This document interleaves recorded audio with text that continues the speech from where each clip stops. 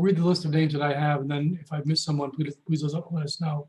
I have Alan Sorensen, Julie Richmond, Rob Parrington, Ashley Long, Nicole Farmer, Harriet Lewis, Jason Morris, Travis Ewald, Olu Folarin, Lizzie Phillip, Frank Filicadio, Stephanie, Jim Brooks, Pearl and John, Mr. G, Denise Quinn, and Jacob, and that's it. Did I miss anybody? And I'm Stephanie Delisle, MTA. MTA, okay, thank you, Stephanie. Okay. I could move to the next item, which is to have an opportunity for public comment. Is there any comments from any of us here today that they would like to contribute right now? Hearing none, we'll move along. I'll take a vote on accepting the meeting transcript from January 25th, 2021. A copy has been provided to everyone. Can I have a motion? Make the motion, Harry, Mike Sweeten. Mike Sweeten, welcome, Mike. Second? Thank you, Ashley. All those in favor, say aye. Opposed? Aye. Thank you. Okay, now moving along, it's going to be an efficient meeting. The Transportation Improvement Program, the first item for discussion is earmark projects opportunity, and I'll turn that over to Ashley Long for explanation. Thanks, Harry. So all the OCTC members should have gotten an email from me alerting you to the opportunity to submit projects for earmark consideration through Representative Maloney's office. His office reached out to Orange County to let us know that there was this opportunity to submit projects for consideration in the 2021 Surface Transportation Authorization legislation. But just to be clear, even if you submit a project for consideration, there's no guarantee that you'll be awarded the funding. So earmark funding does not affect the local program or the regional program. It's a separate set of funds that's coming from Congress. And so there's a guideline document that also went out with that email, so you should read it over and make sure you understand everything that they're asking for. And some of the highlights of this program are that they are looking for projects to fund more quickly. So we're emphasizing current TIP projects. So if you have a project on the TIP, which is the Transportation Improvement Program, they were encouraging people with current projects to apply if you are looking to make up any funding shortfalls that you might have in a current project. But also new projects are eligible to apply. So you'd have to attest to the fact that they can be added to the TIP in a reasonable time frame, meaning that the committee would need to discuss and then approve the amendment for it to go on the TIP. And in that same kind of vein, in terms of funding for earmarks, the Representative Maloney's office is asking that, or they're saying that earmark funding isn't meant to cover the full 100% cost of the project. They're looking for it to be more of a portion of the project cost. So any new projects being submitted, you would have to identify where the rest of the funding is coming from. Meaning, if you have a $100,000 project and you're asking for $20,000, you need to be able to say, we're using local funds, or if it's a current TIP project, currently on the TIP, we're showing these other funds to also complete the project. So it's only a portion of the project can be used for earmark funding. And then all projects will need to submit a sponsor letter saying, that you're committed to the project. So whether that's a local sponsor letter, or I know I had an inquiry from someone asking about a DOT project. So you would need to, maybe work with DOT to figure out if that's feasible. And then I would suggest maybe DOT and the local municipality both submitting support letters. So you at least have to submit one support letter from the project sponsor, but you can submit more than that. And then there is also still the local match. So the local match can be 20% of the total project cost. So this is not 100% funded. You would be getting 80%, and then you would need to match the next 20%. And then, let's see, Maloney's office is also very willing to answer questions, so please feel free to reach out to me or with any questions and we can try and get them answered. If you have really specific questions, that's fine, but the deadline is noon on April 20th. So are there any questions, or if anybody is thinking about a project, we would also ask that you let us know so that we can just keep tabs on the projects being submitted, or if you have any questions. Actually, I have a couple of questions on this. How much money is in this so-called earmark pot of money? I believe each representative is getting about $15 to $20 million for their districts. And does the congressman have to approve the project? I believe so. So all the project applicants are submitting by this noon April 20th deadline, and then Maloney's office is, I guess, reviewing and selecting which projects to fund. That's a different process than we've experienced in the past, isn't it? I didn't go through the earmark process originally. I've been here since there were some outstanding earmarks that people weren't using. They were just sitting on the TIP programs. So what they did was they looked at all of those and they repurposed them. So if you had a project that was on the TIP using earmark funds and it wasn't moving along and you hadn't initiated it, basically they rescinded those funds and reappropriated them to like other projects. So this is a little different. This is like a new call for earmark submissions versus the last one, they just repurposed them. I thought earmarks were thrown out a couple of years ago and that we no longer had those, like member items up in the state legislature. That's true. And then they just brought them back. So. Okay, brave new world. I'll open it up. Anybody have any questions for Ashley regarding this? Ashley, this is Olu from MT. Can you hear me? Yes. Hi, Olaf. Yeah. Yeah, good morning. I just want to find out if there's an existing project, can this earmark be applied, or can this project be submitted for that money? Yes. So if you have an existing project on the STIP tip, it would be eligible. And so you would have to identify which phase of the project you were looking to fund and how much, and then obviously demonstrate that you can provide the local match. Okay, just to clarify, there is no specific amount that an agency can apply for, is that correct? There's no cap, there's no minimum or maximum amount, but just keep in mind that there's only 15 to 20,000 or million, I'm sorry, for the total district. So if you're asking for, 10 million, you're less likely to be awarded that. Okay.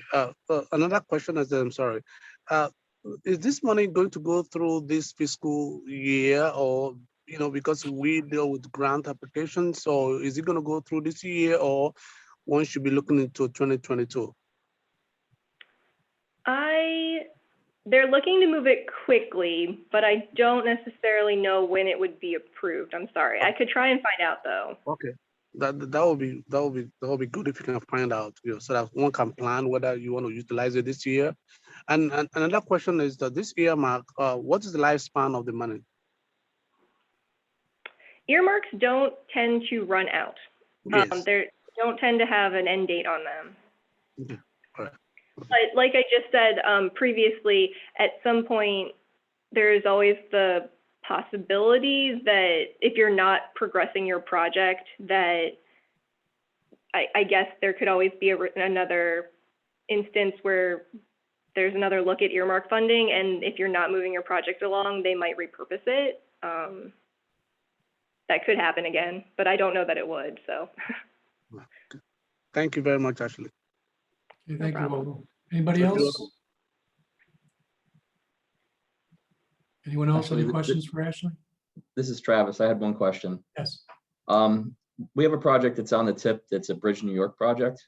Do you think there would be anything that would prohibit us from applying for that project? I'm not sure if there's a cap to Bridge New York funding, since you're already using funds. I can check.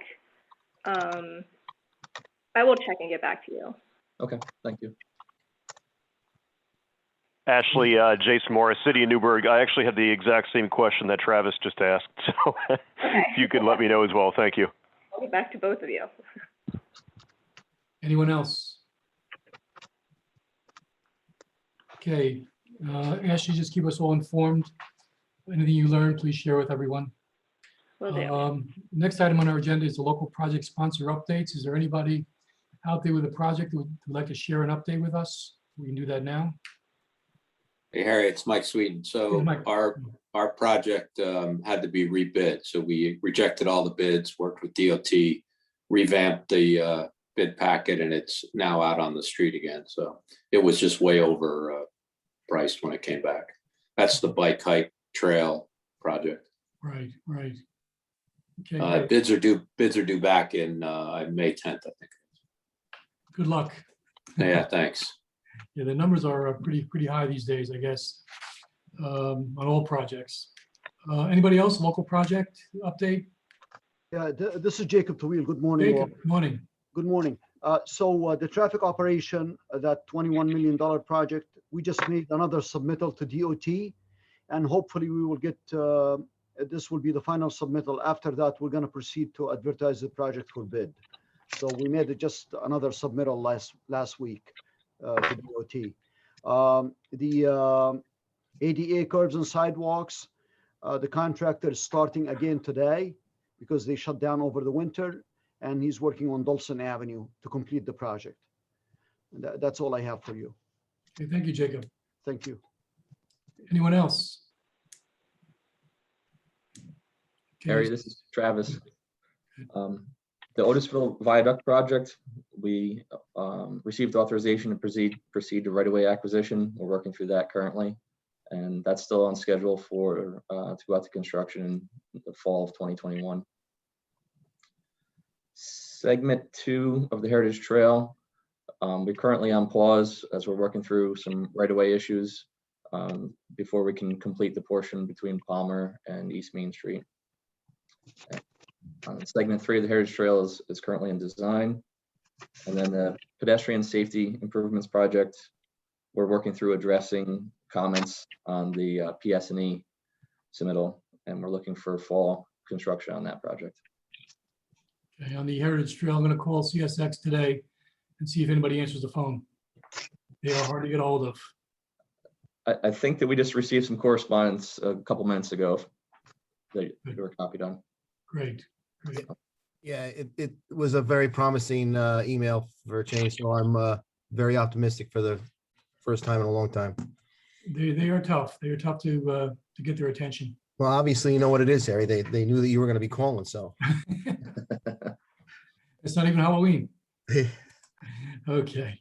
Any other local project sponsor updates from anyone?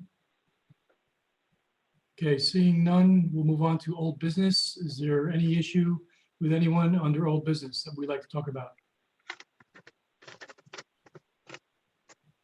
Okay, moving on to new business. Ashley, would you please talk about the operating procedures update? Sure. So the next two items for the operating procedures update and the public participation plan update kind of go together, but Lauren's going to be talking about the public participation plan update. So as part of this process, the staff's been looking at updating the public participation plan, which is currently housed in the operating procedures. And so part of this process, we were also looking back at the operating procedures, and we wanted to just touch base with members and make sure that, you know, we didn't want to make any changes or updates to it. And so we just have a couple of things, you know, to kind of talk to members about. And, you know, obviously anyone can email us later if they have any thoughts. But so in doing this review, we wanted to make sure that virtual public input in meetings was going to be something that we could continue with once the current executive orders, you know, expired, and, you know, we weren't only being allowed to meet virtually. And so since we follow New York State open meetings law, it says that we can have this hybrid model of meeting in person and a virtual component, because we've really seen with the virtual component that there's a higher attendance at OCTC meetings, which is great. And so as long as we are giving the public and members access to a physical meeting location once, we kind of go back to being able to meet in person. We can continue to have this virtual aspect. So that was good. That was something we wanted to investigate and make sure that we were able to continue doing. And so the other thing we were looking at in the operating procedures was just adding some language about subcommittees, particularly since currently the transit subcommittee has formed and they're talking about transit issues in the county and bringing them to OCTC. And so we're just going to add in some draft language, I think, referring to subcommittees and their creation and the dissolution of them, at some point. So you'll be seeing some language on that in the future. And then the other issue we kind of wanted to bring up was about air quality conformity determination statements. And so for anyone not familiar with air quality conformity, Orange County is in a maintenance area for PM 2.5 fine particulate matter, and we're also in the Poughkeepsie ozone non-attainment area. And so we're in the PM 2.5 area with NIMTIC, the New York City Metro MPO, and also with Dutchess and NIMTIC for the ozone. And so oftentimes we find that NIMTIC or Dutchess will trigger air quality conformity. And so that means that we have to, make a statement, put out a determination statement saying that either we have new non-exempt projects that we had to run the model for and look at and re-examine air quality and ensure that we're not, basically making air quality worse in Orange County. Or oftentimes we are able to say we have no new non-exempt projects, and so we're able to reissue a previous conformity statement because nothing has changed. And so sometimes the timing on these doesn't work with the OCTC schedule as it's set up now. And so it was suggested to us to potentially look at allowing routine conformity statements where there's no new non-exempt projects to potentially, if the timing is such that it can't go to a regularly scheduled planning committee meeting, we would email members saying, this is happening, this is why this conformity statement is being asked for, but there's no new non-exempt projects. And so we would give members the heads up, and then it would be able to go to public comment, and then we would be able to hold a policy committee meeting on it, and it would potentially not have been discussed at a designated planning committee meeting. It's really more a process timing thing. We're not looking to, skirt the procedures or anything. We just kind of, sometimes it's a little difficult with scheduling. So that's all. Does anyone have any questions on that? I know it's a little. I do. What's an example of a non-exempt project? A non-exempt project. Lauren, do you have a good example recently?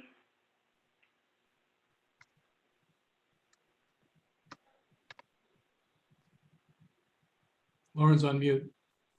Uh-oh.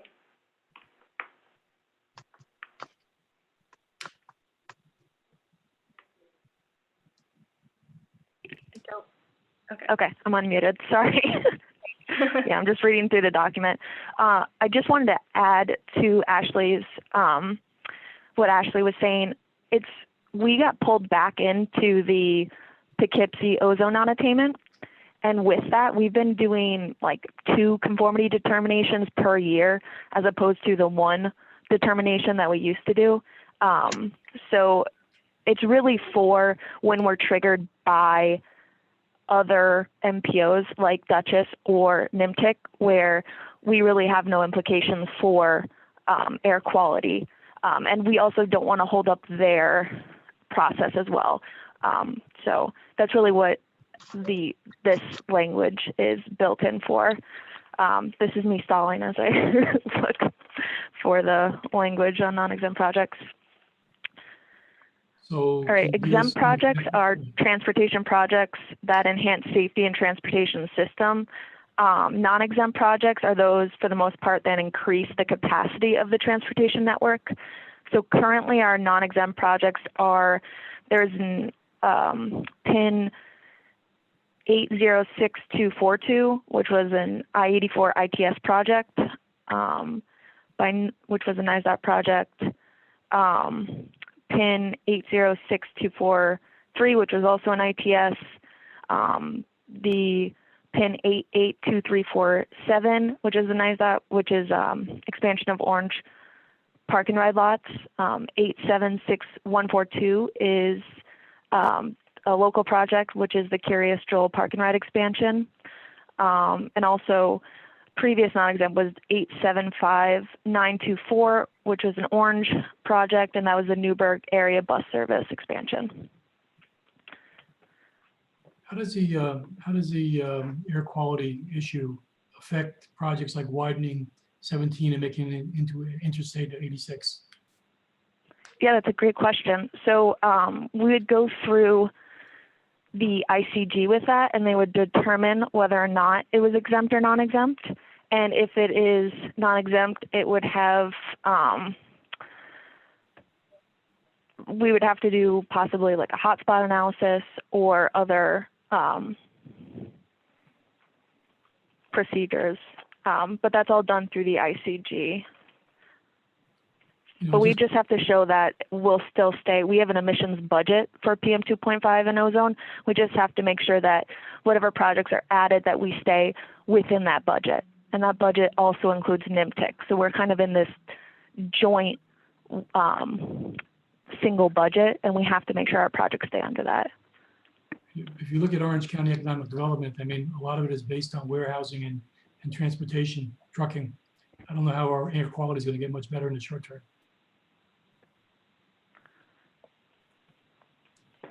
Anybody else? Any comments? Hi, this is Dan. This Yeah, is go Dan ahead. Kutz from the State DOT. So Ashley, I unfortunately was on mute and I joined a little bit late due to some technology issues. But you're absolutely right that the model captures a change. It's not expansion necessarily, it's a change in the emissions characteristics. So when we have these kind of improvement projects, for example, a park and ride lot that has more than 100 spaces, that's considered a regionally significant project, we have to account for that. The transportation issues in the network are kind of captured in the model and the assumptions based on the socioeconomic data that we collect. Any new projects, as this gentleman was just alluding to, does have an impact if it impacts the transportation network. Okay. Just kind of a point of clarification. Thank you, Dan. Appreciate So I agree that I don't think there's much in the change in the network as it stands. So it's kind of a conformity statement that status quo. Okay, thank you. Anyone else, any comments? Lauren, anything else you wanted to add?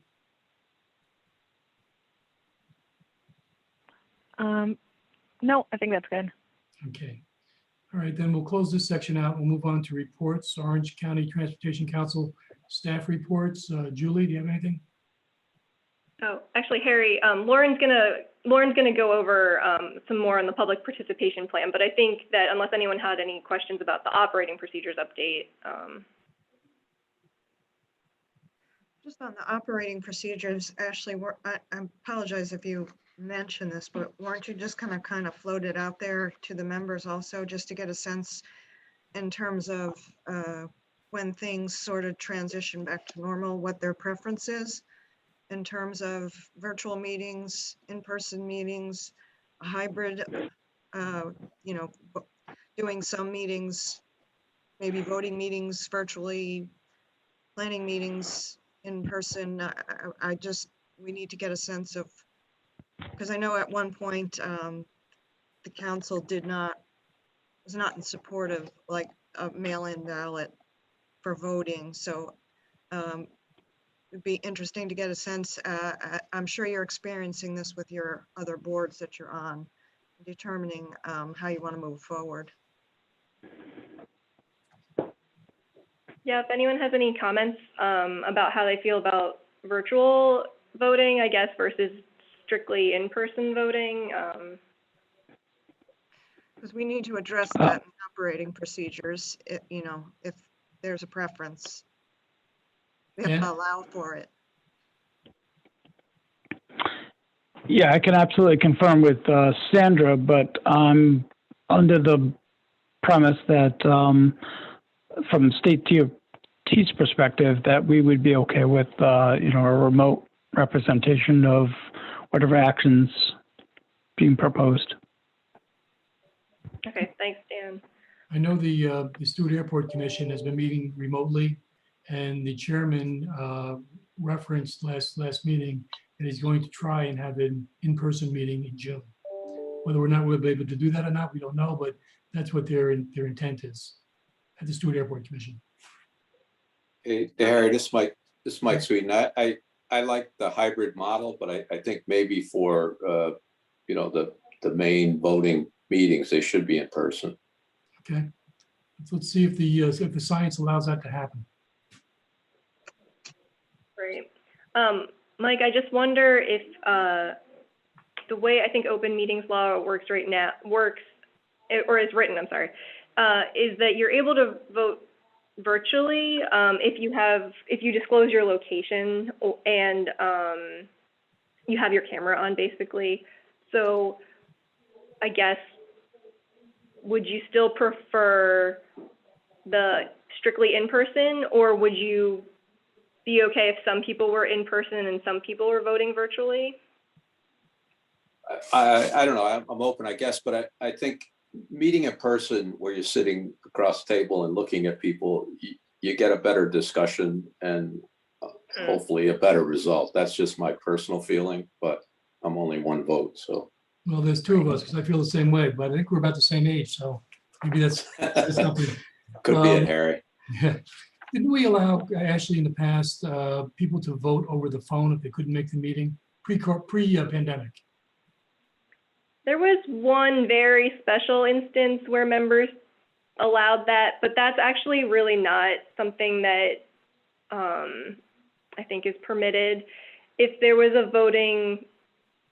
a non-in-person voting component, you'd have to be on camera. Right. So I think we're going to send all of these out in an email to members. That way, maybe you can digest them and think about them a little more, and then maybe email us, or contact us back with your thoughts. Since I know that not everyone's on this call either, so. Okay, like sort of a survey. Yeah. All right. Anything else on that? No, I think Lauren's the next thing would just be Lauren and the public participation plan update. Lauren? Yep, I have some slides for everyone. So just sharing. a minute to get those up. All right, so I'm going to give a brief presentation today on the public participation plan update. If you want to go to the next slide, Ashley. So today I'm going to give some background on the public involvement process and what prompted the update, and then I'll walk you through kind of the plan's update process and outline the opportunities for feedback by the committee and by the public. Then we'll do a quick overview on the plan's proposed sections as currently drafted, including the purpose statement and goals, and we'll provide an opportunity for the committee to give input on this call. And then we'll end with an overview of the timeline and what to expect next in the process. Next slide. So this is the federal requirement that kind of outlines the public involvement process in the plan. MPOs are required to develop and document a public participation plan that defines a process for providing reasonable opportunities to be involved in the transportation planning process. It gives a lot of flexibility to MPOs to define their own process and which best fits their communities. Next slide. So just a little background on why now. So as Ashley stated earlier, the public involvement procedure is within the OCTC operating procedures. In the 2018 FHWA and FTA certification review, they found that the public involvement procedure was not easily found on the OCTC website.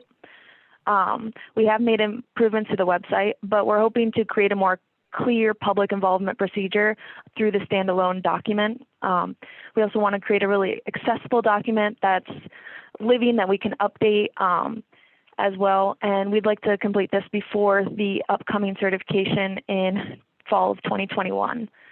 Most importantly, we've learned a lot from our experience over the last 3 years with public engagement activities. This has included the LRTP, the Long Range Transportation Plan update, the TIP update, our regional transit study, and our ongoing study with the West Central TLC.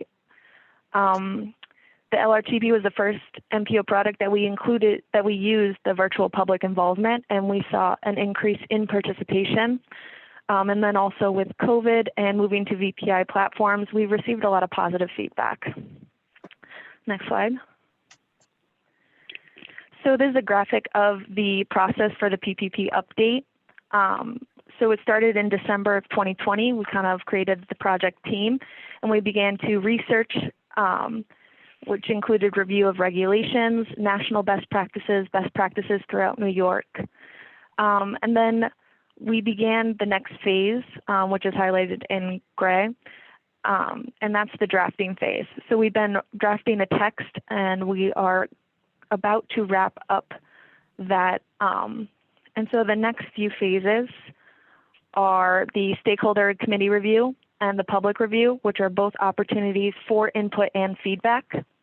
And then lastly, the last phase is to adopt the public participation plan. Next slide. So this is the outline of the sections as they're currently drafted. So the first 3 sections, the introduction, overview of the MPO, and the regulations are kind of like the bones of the plan. It gives it the structure. And then the next 6 sections are kind of the meat of the plan, and they outline the process for public involvement, and includes kind of like a toolbox for different strategies, some equity and outreach, and also including the monitoring and evaluation, and then update procedures. Hey, Lauren, Next can I ask slide. a question? Oh, yeah. What is equity of public involvement? I've never heard of that before. Public involvement?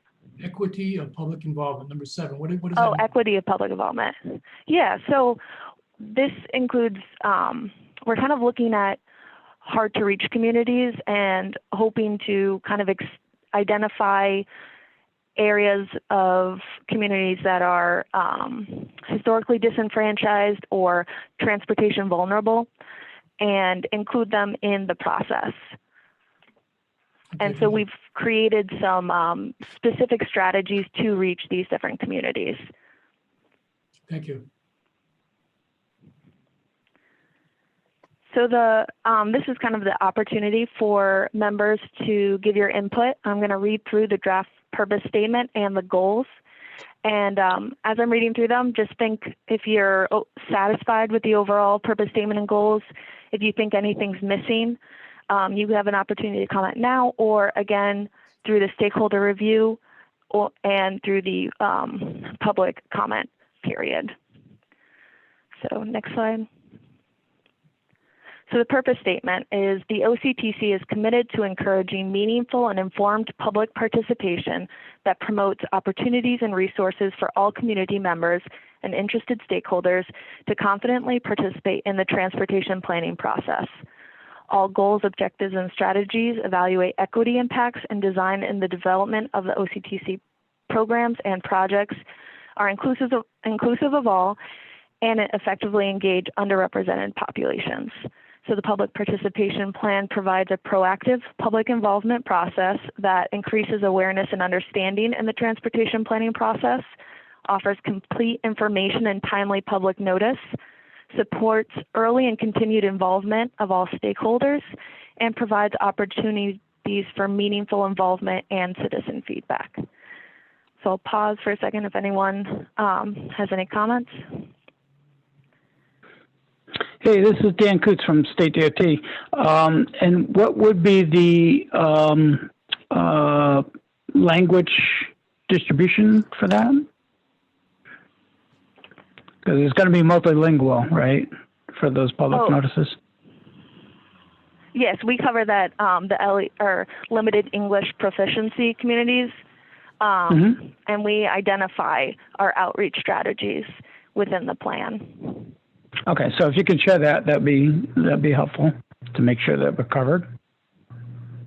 Yep, we are, I'll go through this on the timeline, but we'll be sending out the draft to stakeholders, so committee members and partner agencies for your review before it goes out for public comment. Okay, perfect. Thanks. Thanks, Dan. Any other comments? All right, Ashley, do you want to go on to the goals? So we've created 6 overarching goals, and then within the plan we have sub-goals that kind of outline the overall goals more specifically. So the 6 goals, goal 1 is to provide accessible and continuing opportunity for involvement and participation in the transportation planning process. Goal 2 is to encourage public involvement through effective outreach strategies. Goal 3 is to coordinate public involvement and consultation processes with federal, state, and local agencies as applicable to reach a larger audience and minimize costs and redundancies. Goal 4 is to incorporate equity in the public involvement process, particularly for populations that are considered underserved and underrepresented. Goal 5 is to educate and inform the public about transportation planning issues and processes to create a forum that allows for meaningful participation and involvement by citizens and stakeholders. Goal 6 is to incorporate feedback received from the public for consideration and incorporation as appropriate into transportation plans, programs, and projects. So again, I'll pause for comment if anyone has any. How is this different than anything we've done in the past?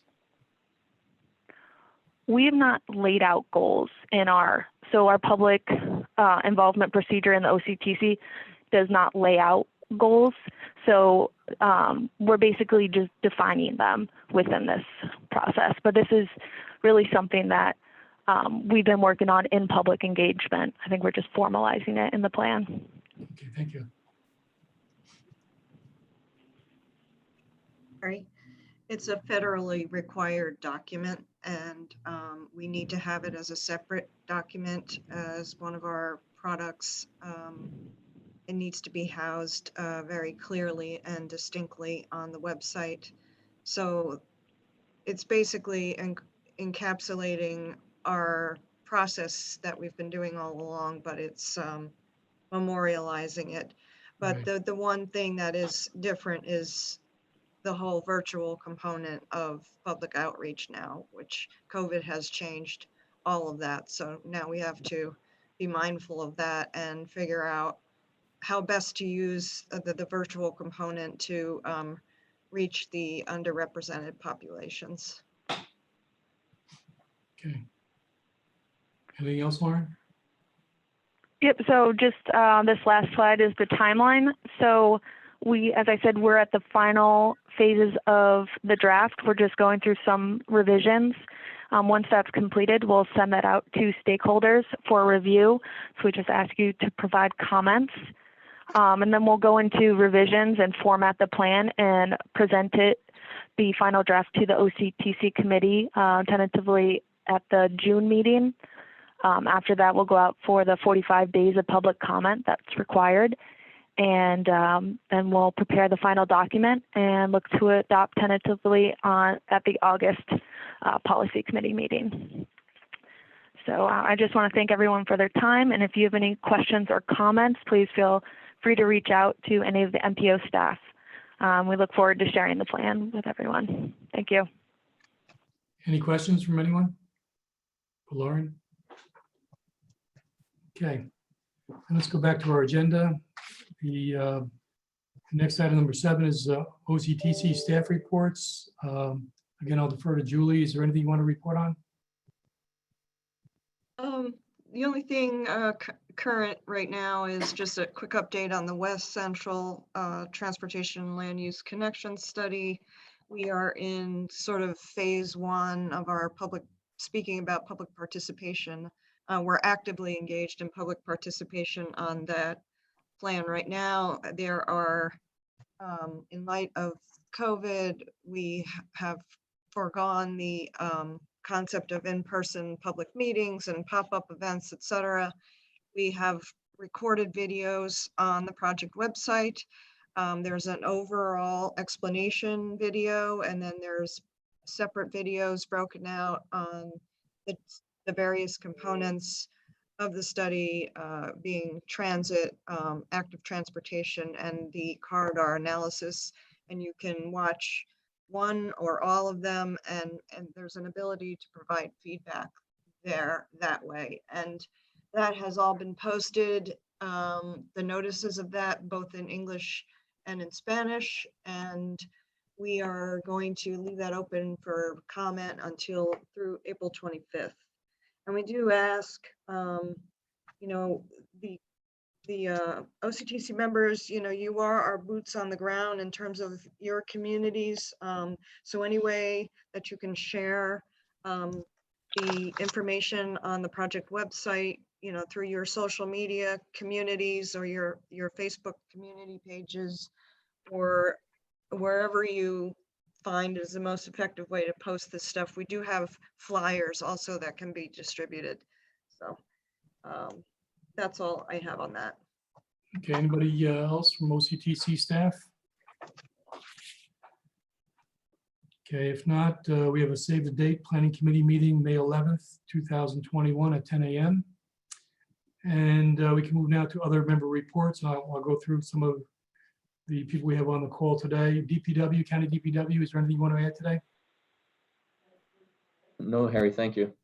Okay, how about New York State DOT? I don't think we have anything to add. Nicole, are you on anything? I don't think so. Nicole's there and Harriet's there also. Okay, then MTA. Nothing for now, thanks. Okay, Port Authority. Yeah, that must not be with us today. Thruway Authority, Lizzie. Nothing, thank you. Okay, is there anybody else? Any other comments? If not, I'll ask for a resolution, a motion to adjourn. So moved, Harry. Thank you, Michael. And a second. Thank you much. Oh, Dan, okay, thank you. And all those in favor? Aye. Aye. We are done. Thank you all so much for coming out today and for participating in this meeting. Thank you. Thank you. Have a great rest of the day.